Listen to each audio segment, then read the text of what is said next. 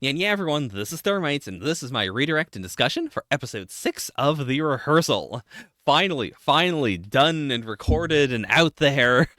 This hasn't been, sitting in the archive for a while. I literally just recorded it. Big apologies. I talk a little bit about why it took so long in the reaction itself at the very start, so I'm not going to recap it here. Point is, we're finally done. What an episode. It feels like at once the perfect ending, and also totally not what I was predicting it to be.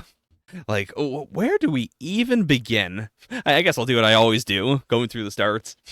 I was very minorly tipped off at the very start because the subs, called Adam here Remy.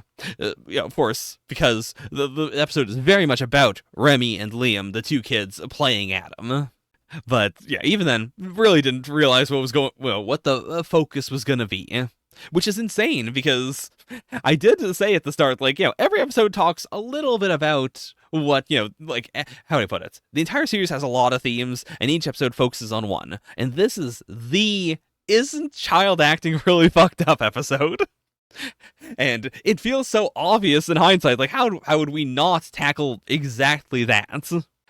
Just, the question of, is each kid suited for this role? Does this make sense? Is this going to mess them up in the future? I think it was actually really cool to have the hard contrast between Remy and Liam here. Remy being the kid who really was messed up as a result of all of this, and Liam being much more mature, but, still a kid. That's, the unspoken thing throughout the entire episode, is that, Nathan. I'm going to try and use the real names, so I'm not mixing up the Adams. I'm also going to try and not call Nathan Adam, which I realize I've been doing in this reaction. After this talk, in which Nathan, has a heart-to-heart with Liam and says specifically, all right, you do know I'm not really your dad, he gauges his maturity level. After that, he goes whole hog into now it's not problematic to make Liam do all of this shit, the most insane shit possible. And I do get it, because we do have the sequence after that of him, going through all the, possibilities for, how to simulate a kid. And I do fully respect what he says of, it's it feels like an impossible struggle. Stuff like having it be an adult or having it be a doll or something, both in terms of this situation and also Hollywood in general, all of that is more ethical. But it just doesn't work. There's just no way to make it click in your head oh, it's a kid, unless it's actually a kid. You just can't have kids in, television without running into this problem. And it's one of those things that everyone kind of wallpapers over really quickly. You either go, oh, damn, this child actor is really good. Holy crap, they're amazing. Or you complain about them when they feel like an actual kid or someone who isn't good at acting. How do you put it? It's the struggle of also, acting is a career. It is, a completely valid thing for your kid to be doing. And in fact, so many actors get their breaks really early in, even if it's just doing commercials or something. It is building that resume. It's very difficult to break into acting as a straight up adult. Unless you, again, even as a teenager, decide, all right, I'm going into acting, and now I'm going to devote my life to getting the correct schooling, and then also finding jobs anyways in order to build up a resume before I'm 25. It's such a fraught space. And it does raise the question of well, maybe we should just not have kids in any television or any movies or anything, because it's inherently bad. It immediately raises the question of, is the suffering of a child potentially, whether it is in the moment or whether it is in the future, whether it's, also the child actor pipeline of just, getting into acting in the world of Hollywood that early and that eventually leading to bad things going on, or it leading to, too much stress in your life at a very young age. Is the sacrifice of some children worth the television and the movies that we have now? And that is a question where I think most people would say yes. Like, it's the kind of question where if I phrase it as, is it okay to sacrifice children for this? I feel like you would immediately, say no. But when it comes to the alternative of, okay, well, now all my media doesn't have kids in it, or my media has kids in it, but it's extremely weird feeling, or it's like your Skyrims where like you see the kids and like, okay, now nothing problematic is going to happen to these kids, and also they're going to show up in 1 minute of every episode, but only 1 minute. Like no one wants that level of artificiality, the level of artificiality that you would need in order to ethically have kids in these stories. But no one also wants to say, like, yeah, but we are going to fuck up some lives in order to make this happen. Like, yeah, I don't want to say that, but in my heart, that is what I feel. It is a real, like, yeah, I don't want to give up my good TV shows and stuff. Ah! Going back to the, like, near the start, this party scene, immediately iconic. Why do I stop these in? But yeah, party scene, absolutely iconic. It is the perfect rehearsal thing. The perfect, like, this is something that happens constantly and you don't know about it, but look at how weird and eerie it is to have everyone pretending to be talking. And, like, everyone here is doing a great job. Like, it's so genuinely cool seeing all these adults, like, pretending to make conversation or having a good time, or like the kids especially, I think is, especially with this episode being about child actors. Like, this is much less exploitative, and it also highlights how good they all are to, just be in the situation where, they don't really know when their footage is being taken, so they have to always be on. They're always acting like kids. They're always hanging out or, like, doing party stuff. It's like it takes a lot, honestly, to sell a scene like this, knowing that you're not making sounds. This is really fucking weird. Everyone else around you is super eerie. You can't stop like hearing the sounds of like footsteps and the squeak of shoes because it's so quiet.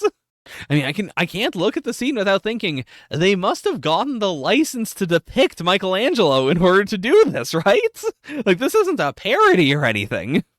But, like, this is such a weird scene. Ah!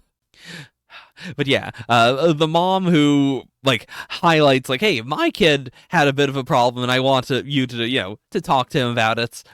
Really loved the scene. This is actually such a good contrast to the end of episode 5. Like, episode 5 being the big, like, having, pride in who you are, not letting Angela, like, drag you down about this. And then to have this, which, clearly, like, Nathan is in control of this whole scene. Don't get me wrong. But it is extremely funny to just see him on camera, intentionally, in order to try and make this mom feel uncomfortable, going really hard on the, like, okay, so your son is confused because he doesn't get that, he's not really Jewish. All right, let me tell him specifically, Jewish stuff is all lies. We're just playing pretend. We're all going to hell unlike Christians.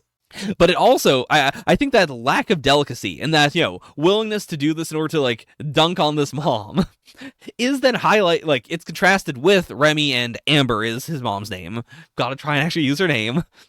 Like, in the fact that he, by the very nature of the whole situation, is taking it more seriously. He is trying to be more delicate. But, like, he doesn't know this kid isn't gonna get really fucked up by that time where, A, he was genuinely, like, as far as we know, confused about, whether he's Jewish, whether he's Christian, and then having his scene partner / maybe dad just say directly, no, Jews are all going to hell. Like, it is extremely funny in the moment, but also, this could fuck him up. I'll try to pause when we get to, like, it was a little off screen there, but the big wall of just, like, all the atoms. Because that, I think, is also a really strong thing to keep in the back of your head. Like, yeah, Remy is presumably the most affected by being Adam and, but all of them are being affected in their own ways, and there are so many kids attached to this project. Like, the only ones where I think there's really no difference are the babies. Like, the babies have no idea what's going on. It's probably fine there. But for everyone else, it's like, yeah, you don't know what impact this is gonna have on them. Not even counting the impact of, obviously this, being a part of their careers, which should be mostly a beneficial thing. But, for the, for the various actors and like other people who just casually get dunked on, and, as a part of the series, like, how's that going to affect them as well? There's also just like a sense of unreality that happens in every episode, where like, a scene happens and that's just a thing that is really happening, and then Nathan goes back and revisits it and does it exactly like this scene. I can't think, like, this is a very genuine, heart-pully scene, but I can't think of it clearly because I keep on thinking of all the the permutations of it where Nathan is now playing Amber. I guess that was just the one time, but still. Instantly, like, as we're here, I should probably also say, like, in the back of my head, of course, there is the question of, is Remy, like, did this all happen? Is Remy also just acting? There's so many little things he does that feel so genuine, so, like, this is just a kid. But also, you can't help but think in the back of your head, like, oh, what if he's just a very good actor? That's also equally possible. And I think that's actually in the context of this episode.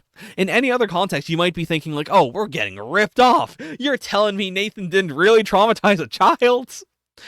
But in the context of this episode, it has an interesting, like, reversal of expectations in that, like, when I think about the idea of Remy just, acting all of these scenes as well and not really being this affected, it feels more ethical. It feels more safe, whereas, like, the idea of this all happened feels more upsetting. Same with, like, the ending, where, like, I was very much affected by the ending, but also it is the simultaneous, like, is Nathan finally speaking in a very clear, calm way for like the first time in the entire series because this is a genuine moment? Or is it because he has rehearsed this a ton off camera and now he's got it down and now he's just going for it? Like, I'm not going to really bring that up again when we get back to the scene because, I want to talk about just, the meaning of this scene as opposed to that. But I do want to let you know that is in the back of my head. The whole, like, how much of this is real? Is this all faked as well? But I think that's the main thing that is interesting about it. Just that reversal of expectations. The idea that the entire series is much more ethical if you think that everyone is acting, everyone is in on it. Like, the transgressive, like, aspect of it really comes from the fact that, so many of these people aren't acting, or, yeah, that's really the best way to put it. Even if they are actors, that, like, what's coming through is not, like, it hasn't been scripted. It's not this, like, multi-layered trick being played, but it is actually the way they are, and the good and bad that is coming out is really who they are, as opposed to having that plausible deniability of maybe it's all a work. With how weird all the people are on the series, Amber really strikes me as being complicated because she is so genuine. Like, this is just a weird-ass situation to be in, and by the nature of, what the series is about, it makes you want to overthink everything. But I don't think she's wrong in just being like, yeah, we are doing this, it is a little weird, but also, like, we're still doing it, like, he's gonna be okay. I do think she just has that instinct, that, it's not always correct. I mean, who among us have not been traumatized by our parents? Who among us have not had parents that have done genuinely bad things? But even within that, like, I do think being able to just roll with that impulse, for better or for worse, it's still better than trying to overanalyze every little thing and getting way too in your head about it. Like, I do believe her when she says that she just knows that Remy's gonna be okay about this. That, yeah, this is probably going to have some bad consequences, but that's also just life. Like, if you're not willing to be traumatized, then you can't live. It's gonna happen whether you do everything right or wrong. Okay, this is actually a good shot of the entire poster. There's so many kids here. And I think it's just the really young ones, because those are also the ones where, like, where you have to, like, swap them in repeatedly. I think, I don't remember their actual ages, but I'm guessing the reason why we saw so much of Liam is because, like, he's at the cutoff where you can just have him around for a lot longer than the younger kids. But yeah, it's striking to have that little reminder here of like, yeah, there's a lot of kids we're not doing this deep dive on because, either they're okay or more likely, they didn't present a challenge. The squeaky wheel gets the attention. Like, it's, as someone who was very quiet as a kid and also had some bad stuff happen here and there and it's been messed up, I understand that, I have a lot of sympathy for the kid who never mentions anything and then they end up being very fucked up and everyone's like, well, why didn't you say something? It's like, well, fuck me then. You liked it when I was quiet. Going off of that a little bit, actually, I do relate to the show a lot, as I think I've said before, but specifically about, like, this episode is, partially a lot about rehearsals, but it's also about reenactments. Like, a rehearsal is rehearsing the future. It is what is going to happen. I'm going to have to do it for real one time, so let's do it a bunch of times preemptively. Let's, simulate it a whole bunch. Whereas, like, a reenactment, which is closer to, stuff like this situation here, this is a hard, like, all right, I already had a genuine interaction with Remy and Amber, and now I'm going to get a fake Remy and a fake Amber, and we're going to run through it again. That is something I do way more than I rehearse. Like, I do genuinely sit in my room sometimes and just play out a conversation that I'm going to have. Or even, like, before I did this reaction, I did just sit down without the lights on or anything, and I did a quick, like, all right, how do I do these again? How do I start these? Let me just do that a couple times. But more often than that, I do reenactments like this. And I think a lot of people do this, where you think, how could this have gone right? How could this have gone wrong? Like, where did I fuck up? Where is the breaking point? And then, what is the one statement I could have made, or the one change I could have made that would have fixed everything? Like, that's honestly more depressing and less useful than a rehearsal in a sense. Like, you can make yourself sick trying to find the optimal path to the future, if you constantly try and figure out how to, ask someone else on a date, for instance. Like, you can just end up never doing it because you run through the possibilities again and again and again, and you eventually realize, like, well, there's no way, it can't happen. I'm going to be rejected no matter what. But even then, you are still building something. You're, whether or not this really makes sense or this is accurate or not, you're still moving towards something. Whereas reenacting the past makes you sicker even faster, because you're not going to an end result that helps. Like, presumably, the concept is that you're growing. You're figuring out, like, okay, this is the part that was fucked up. I'm not going to do that again if something similar happens in the future. But I, at the very least, sometimes, miss the forest for the trees. Sometimes I will go over the past, especially for, bad things or, mentally scarring things, or just, like, big emotional, like, this is something that fucked up and I can't fix it, or even stuff where that has been fixed. Like, we're done with it, it's okay, I forgive the person, they've forgiven me. Even then, I can't help but reenact what happened and think, like, okay, what was the move here that would have been optimal? How would I have fixed the past, knowing I can't go back and fix the past, so what the fuck is the point of doing this? I think, Fake Angela is actually a perfect example of this. Like, God, I love Fake Angela as an actress, even if she's not a great Angela. She's still, like, she's gonna do great things, I can just feel it. Because, yeah, Fake Angela is the embodiment, and she's done this before. She is the embodiment of doing a reenactment in your head again and again and again, and just fucking it up again and again and again. This whole scene made me so genuinely uncomfortable. Because it is this I don't even remember if the real Angela took her tea out with her when they had this conversation. I don't know if that was a real Angela thing or a fake Angela, like, putting a little thing on top. But yeah, this constant, like, knowing in your head, well, obviously, I can't let myself have a proper solution to this, or, like, this doesn't make sense. I think I said in the reaction when I paused, it's very easy to catastrophize over the idea of the sentence, the word. You just say this and it happens and it's fixed. And this is especially really, really fucked up if someone tells you specifically, like, hey, by the way, there is something I want you to hear, but I'm not going to tell you what it is. I'm just going to tell you there is a golden solution. There is a statement you can make that will fix all of our problems. And you can never know what it is. You just have to try and figure it out of absolutely nothing. Like, that is the feeling I get here, where, like, Nathan and fake Angela are in the situation where he's like, okay, I have to nail her with this one statement. And she is refusing to, like, you know, it's not that she won't let him keep on going, but she's very clearly breaking it off every time as a hard, like, okay, that's that then.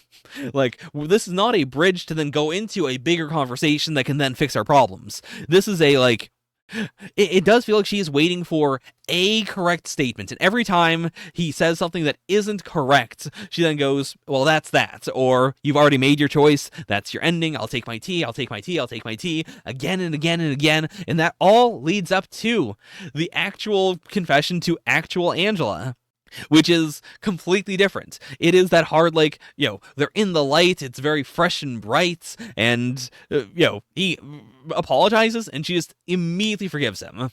She spends way more time, this is also something I relate to a lot, she spends way more time pulling out her phone and looking up the exact verse, because Nathan was like, hey, isn't it 70 times 77? And then she looks it up, and she's like, no, it is 7 times 70. Oh, I've done that shit so many times. But yeah, it is this perfect, like, fake Angela was not emulating Angela's, like, Christianity. And even if she was, in the actual, you know, in the rehearsal, in the TV show we are watching, almost every time her Christianity comes up, it is in a negative sense. It is in a crackpot sense, or a, like, this is real fucked up, or this is why you think something, you know, just really weird. And here is an example, finally, of her Christianity leading her to something that is just straight good. This clear, like, I'm going to forgive you because, you know, it is the, you don't have to take this as absolute fact for yourself. But I know a lot of people who live by this tenet of, I forgive others because I find it difficult to forgive myself, and if I forgive others, you know, 77 times 70 times, then I can forgive myself 7 times 70 times. Like, it's just better to just, poof, let it go. That's not always best in every situation, but in this situation, in a situation where, like, clearly, you know, Nathan is expecting this to be a, I can't forgive you, we're gonna have to drag this out forever, this is just irreparably broken, we can't fix it, to have someone who can just immediately go, nah, we done, it's fine, you know? Don't worry about it, don't catastrophize, don't, like, become a crazy person, like, reenacting this over and over again. Like, this is, in this entire episode, this is the thing that is a straight, like, you don't have to think about it. It's okay. It is unbelievably powerful. And it is also, like, true to life in some instances. You know, sometimes it fucks you up and the person will not, you know, absolutely does not want to let go. But sometimes you do build something up over and over and over again, a billion times over, and then you finally come out with it, and it's not a bang or explosion or even a big cathartic moment, but it's just a, like, well, all right then. Cool. We're okay. This literally happened to me a few days ago. But yeah. It might be my favorite sequence in this episode. Like, you know, all the Remy and Liam stuff is really, really good, and I don't want to take away from that. But part of the reason why I skipped to this is because, like, yeah, the fake Angela, real Angela contrast is just such a perfect metaphor for, like, this exact feeling. But yeah, going back to the Liam stuff, I am glad that Nathan finally had the breakthrough of, like, oh, we end the episode with him finally breaking through and being genuine, and in order to do that, I think he finally had to confront, like, how fake all of this is. Like, everything was fake to him. He was always in director mode. And that is the big catharsis here also of, like, he's constantly in director mode. He needs to be part of the actual scene. He needs to actually just be in the moment. He can't, like, keep himself separated or else the entire point of it makes no sense. Like, it's insane that in 6 episodes of the rehearsal, the final bit is, like, the first time where Nathan is actually properly part of any of the rehearsals. where he's not always just like a tiny bit outside or a tiny bit distance. I mean, even there, like, it is Liam at the very end who breaks.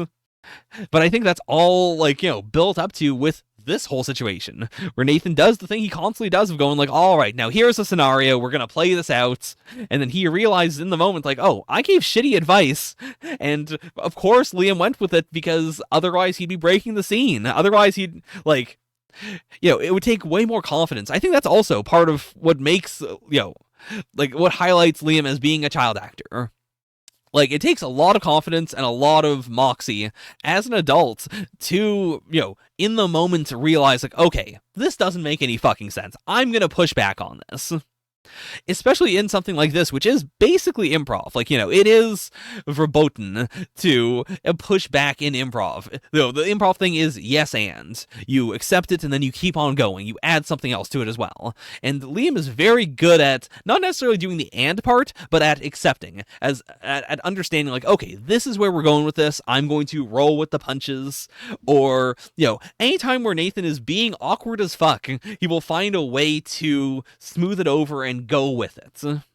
And this is such a big part of it, where it's very clearly like, okay, how do I, like, I have, like, okay, Nathan is done talking. I think we got it. Like, that's supposed to be the lesson. All right, I'm going to accept this as being, like, a good talk that we had, and now I feel better. Even though there's, like, no kid in history who's gonna feel good about this talk. This doesn't make any goddamn sense. And then he has to construct, like, I don't know whether they actually acted it out or whether, he is just, like, making it up. But then to later on in the episode say, like, yeah, I talked to those kids and they invited me to something else. And then I said no. And that worked. And now they don't bully me anymore. I appreciate that this was the thing that finally made Nathan go like, oh, this is all so fundamentally flawed and not real compared to the Remy stuff. And also that in his own way, like, him then, like, making sure that Liam is good, that he understands that this is not that he's not doing the Remy thing, and then changing the rest of the rehearsal to just be about figuring out how to fix his Remy situation. It's a real, like, again, as someone who is, who will come up with a way to fix a problem, and then, it's clearly not going to fix the problem, but it's the only thing I can come up with. I can relate to this. To like, well, I'm just going to apply this methodology to this problem, because this problem is way bigger than my personal problem. And like, it does, in the end, it does loop back around. It does fix his personal problem. And part of that is, the fact that he is finally focused on something that is genuinely emotionally impactful, that is genuinely affecting him, that is like a big problem to him. I love it. I think it is actually really mature in hindsight that Nathan doesn't, like, how do I put it? He does recreate their apartment, which is not mature. That is definitely backsliding. But I do like this moment before where he's accepting, like, oh, this entire, like, I've spent so long in artificial places that being in a real place feels weird. Like, being in a real child's home after, like, creating the simulation of what a child's home probably is, which is also mainly based on a simulation of Angela's perfect ideal for a home. But yeah, it is truly, truly crushing. Like, this whole midpoint here is so crushing to have Nathan be told exactly, like, the advice he needs. That feeling of, like, you can rehearse being a dad, but you're not going to know how to be a dad until you're a dad. This is also something where, not to make light of it, but this is my first year of having a cat. And I've been catastrophizing a lot over having a cat, over like, oh no, what if he dies? What if, I lose him? What if he eats a marble or something? Like, what if all the worst case scenarios? And having a cat in the house has immediately made me realize, like, oh, these problems are still problems, but also we're gonna get to them when we get to them, Like, I've been training my cat Miles to not jump up on the oven because, maybe the oven's hot and it's going to hurt his little paws. And that's something where it's just like, well, when something is boiling on the oven, he's not going to jump up there because he can clearly tell something's going on. And for everything else, just gotta put something over the burner, just gotta keep an eye on him, it really is just awareness. It is building into this feeling of like, okay, I can more or less figure out like what the problems in the house currently are. Like, if someone's opening the door, I should make sure that, he's safer, that he's not gonna dash out the door, but it'll be fine most of the time. He's not a cat who loves like dashing out. Or if the food is out, gotta cover the food so he doesn't, like lick it or like step in it. But also, that's just not really a thing he does. So it's fine. There's so many things where it's just like, unless you're in the moment, like unless you are getting feedback, it's just happening. You can catastrophize over it endlessly. And because it is an endless calamity, it is something that will just continue to be bad forever in your mind. There's no relief from it. Having it actually happen, or having something that is like, like seeing the build up to it actually just happening, makes you be able to work on it. It helps you actually be able to fix the problem in real time. And yeah, like in hindsight, it makes obvious sense why he brought Liam over, but this goes on for just long enough to make you think like, okay, maybe this is just a nice bonding thing. Maybe this is just Nathan's way of going like, hey, this is, a kid who is also Adam. You're not really Adam. It's fine. Hey, hang out. You'll be friends. And then to have the big crushing moment at the very end. I mean, it starts with the whole, like, where'd you get that shirt? But then here, the villain moment of, did you get enough? Yeah, I think so. Like, yeah, this was all just so that Liam could more accurately replicate Remy, because Nathan got this advice and he's not going to go for it. Or rather, the decision was already made before he came here.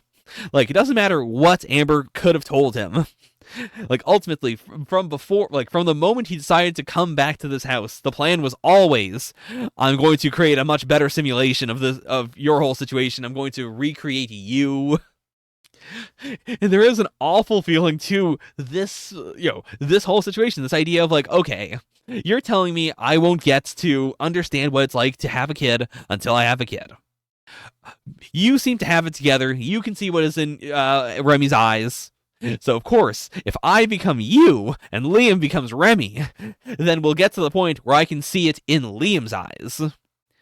And to be fair, like, it is a very broken situation. It's a situation that doesn't quite make sense. Like, he's getting at it, he got the wrong lesson out of it, but it does resolve itself properly in the end.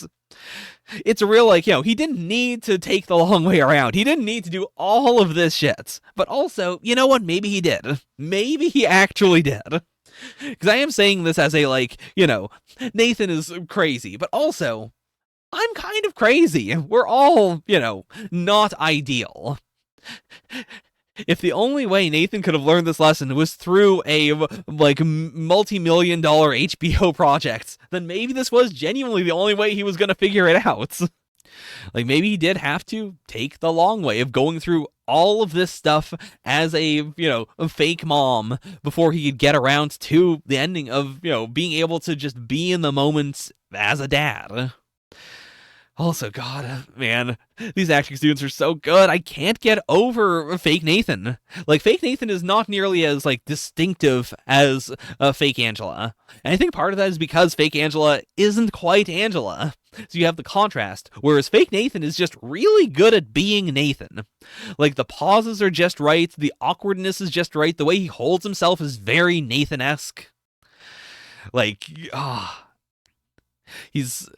Like, there are little things that are obviously a little bit different, but he does a really good job of just being the stand-in of just this strange man without overplaying it.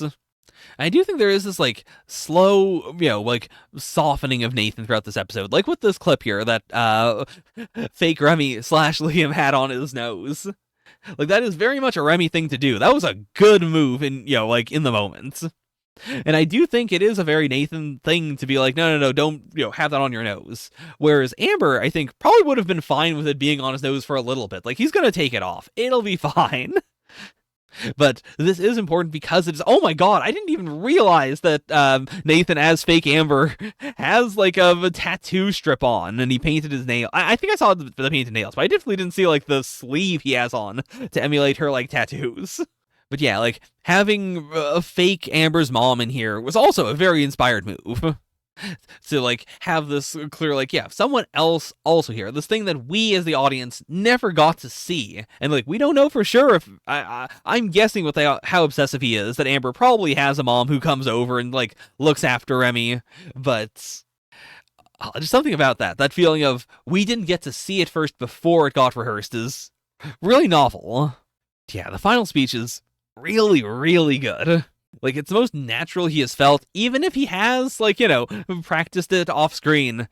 Like, the way he is so awkward most of the time that having him say something that feels very not awkward, it feels like it has to be, like, this was definitely scripted out. But he does a good job. It does sound very genuine, and I do think it is his genuine thoughts about the series. Like, Life's Better with Surprises also could definitely be, like, the theme of the series. Like, so much of what happens is a clear, like, the rehearsal is one thing, and then the way it actually plays out is not quite what you rehearsed, but it's still working out. So much of it is just, like, there's some things you just can't simulate, and it's better to accept that you can't simulate them than to just try and drill down deeper and deeper and deeper forever. But yeah, I'm sure there's multiple ways you can interpret how this is all going down, especially with, like, the different layers of reality. The way I see it is, like, I've basically said it. Like, this is Nathan finally being Nathan, and this is, like, he is finally talking to Adam, I think. Like, it is this moment where he's having a genuine talk. He is, like, he's no longer filtering it through the multiple layers of, like, I am Nathan, the guy who did Nathan for You, and I am doing a production on HBO, and in that production I am now playing Amber. Like, he's broken it all down to, like, this is just what I would say. And I don't think it's even, like, this is what I would say to Remy. I do think it is, like, what he would say to Adam if Adam was sad. It is this sheer, like, here's everything I have learned from working on this show. He didn't know what he was doing, I think, is a really strong statement in this whole speech. Like, this final admittal of, like, alright, I didn't know what the fuck I was doing with these rehearsals. Like, it's such a hard contrast from episode 1 to now, where episode 1 is the most, like, I can do this does work, this is my method, and I know for a fact that if you do this properly, you will get results, you will fix your problem. Like, it's not even presented as a thesis statement, it's presented as just a fact in episode 1 that, like, I mean, it's presented as a fact because we see at the very start, like, okay, I did sneak into his house and I did, like, figure out all of this, and now this is the proof that the rehearsal works. I have rehearsed exactly how this conversation is going to go, and now you can see the hard contrast of, like, yeah, or, like, not the contrast, like, the exact similarities of, like, I've got this man's lines down to a wire, which I'm only now realizing at the end of the series. Nathan could have simply, like, I think he could have rehearsed it all beforehand, but also, in post, he definitely could have had, I forgot his name. He could have had, the actor portraying that guy in the, in his rehearsal. He could have had him just, reread the lines. Like, he could have just done the actual thing, and then afterwards had the fake actor, then, fake core, that was it. Have fake core then go over the lines that the real core said in order to create the illusion that this actually works when it doesn't. I hadn't thought about that until literally right now. But yeah, it's really cool seeing him, like, essentially finally villainize himself. Like, he has been the villain of the show. Like, I mean, from episode 1, again, like, we get the Willy Wonka thing. It is very clear, like, there's a madman in control of all of this. But, like, to have him in the show itself, to Liam/Adam, to just Liam/Remy/Adam, for him to finally express this. Like, I understand this was fucking weird. I understand you shouldn't have been a part of this. Like, that's also a big part of it, is that this episode's all about that. But he never says to Remy, you should, like, he phrases it as, like, it happens, and, I'm not your real dad, we're just friends. But he never says directly, I shouldn't have done this to you. Like, this was really weird. And to be fair, I don't know if that'd be good for Remy. I think where Remy was right there, telling him this was a bad situation might be too much for him. Like, he might incept that into his brain too much. He might, like, be too, like, too spongy, you know? It might color all of this in the future so that he thinks of it as this was bad. Whereas, like, I do think the way, the way Nathan went over it, I do think it's probably best that Remy will just remember it as like, oh, Nathan was a really nice guy. He was cool. He wanted me to, feel better afterwards. And yeah, that was also part of the weird ass final episode. There was a big meta element to it, but he really did come to my house and try to make sure I felt better. This also is just like such a good bringing it all around from the bullying thing. Like, it's clearly, like, this isn't a very good speech, but it's gonna work anyways. And then here we have the exact reversal of Liam being the one to break, Liam being the one who's like, okay, wait a minute, I thought you were my mom. Finally, Nathan's completely 100% in the scene, and Liam is the one who is, like, a little more professional. He's the one who is breaking out, just making sure, like, you do remember, you're supposed to be my mom right now. And then, finally Nathan gets to go for it. He gets to do the, like, no, we're going with this. I'm your dad, and we're just gonna go with this. But yeah, overall, really, really happy with how the series turned out. There's a part of me that kind of misses that we didn't do how do I put it? Like, we did have new sets and everything every episode, but definitely around the halfway point, it shifts to a very clear, like, this is mainly about the Nathan and Amber stuff, and then, it drills down deeper and deeper and deeper into that. There is something to the spectacle of, like the core episode, or, like, any of the others, like the first Angela episode. There is something to, like, that initial premise of every time we're just going to do a different person and it's going to be crazy and weird and bombastic. But I think, emotionally speaking, this was a way better direction for the show to take. To drill down, to try and fix something about Nathan, to have, like, a real, long-lasting, like, change, essentially. Whereas all the others, like, we could have still done that while still having it be way more episodic. But I think it was worth it to really, really, really focus on just Nathan's journey.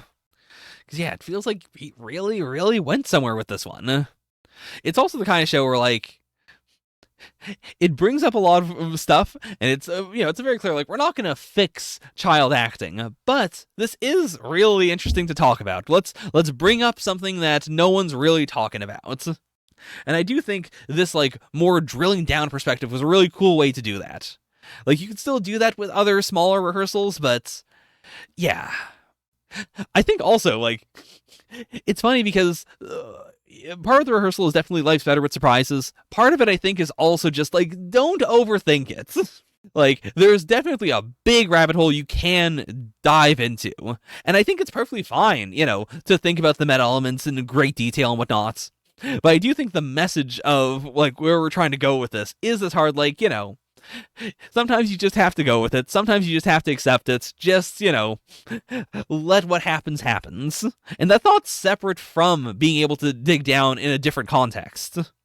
Like, it doesn't feel like some series do it's silly to overthink stuff as a hard, like, you shouldn't be thinking about it. Like, it is wrong to be thinking about this thing that I've brought up. Whereas I don't get that at all from the rehearsal. The rehearsal, I think, wants you to think about stuff, but it's also, like, giving you the cautionary, like, don't go crazy with it. Don't be completely insane. Ground yourself a little bit. But yeah, it's just a fantastic series. I'm definitely going to be rewatching it, like, maybe not, like, constantly. It's pretty cringe. It's pretty uncomfortable, but I'm definitely going to be rewatching it for, some time to come. It's just a solid little thing. Very, very happy that I ended up watching it. Probably not going to do Nathan for you reactions, but I'm very happy that I did, in fact, watch the rehearsal. Like, it's very much not the kind of thing I would do on the channel. I highly doubt I'm going to do anything else like it on the channel, but I'm happy that I did it. Next time, should I do it? This is not a promise. This is not a, like, certain thing. I'm just going to put it out into the universe. Next time I do a short series, I'm going to try and actually do it all instead of stopping and doing 1 month later. But that's also just, situational. Like, I'm also not going to try and start a series when stuff's going down or I'm getting sick or whatnot. But yeah, overall, absolutely fantastic. Thank you guys so much for hanging around. Thank you, and a big apologies to anyone in the comments who's been asking, like, hey, when's the final episode going to come out? It's been a long ass time, but it is finally here. I hope the reaction was good. I paused a little too much, I think, in the first half, and then I said, like, all right, this is going to be a big discussion anyways. Let's just let that happen. If you have any thoughts or feelings or anything, let me know, please, please, please. I'm not the kind of person who then obsessively, looks into things after I watch them. So if you have any trivia or anything, feel free to post it or let me know. Even if someone already said it, I'm not going to be upset if you bring it up again. I love seeing comments, hearing interaction and whatnot. But yeah, thank you guys so much for hanging out with me on this journey. We'll see what comes next. Until then, bye for now. Yeah, yeah.